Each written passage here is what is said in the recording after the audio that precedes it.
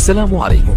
لا تنسوا الإعجاب بالفيديو والاشتراك في القناة تشجيعا لنا لنستمر بنشر المزيد إن شاء الله.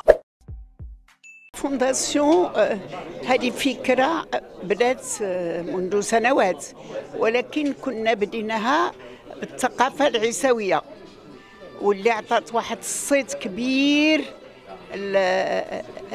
الجمعية وجمعية فسيس في ذاك الوقت. ولكن هاد الجمعية الحالية هي خارجة على كل نطاق. الهدف ديالها هو التراث المغربي عموما، من أحواج الطقطقة الجبلية، الدقرة أو القدرة ديال الصحراء، الأندلسي، سميتو الغرناطي، يعني جميع الأنواع، القناوة وما إلى ذلك.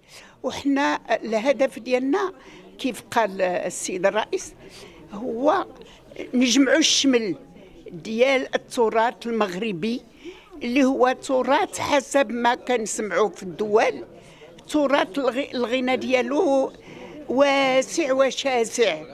شنو كخصو اللم، وكخصو الشباب الصاعد ما يميلش كله لأوروبا ورقصات أوروبا ولاعبات أوروبا، ولكن يبقى محافظ على التراث ديالو المغربي اللي هو أصيل واللي له ماشي سنوات وماشي أعوام بل قرون.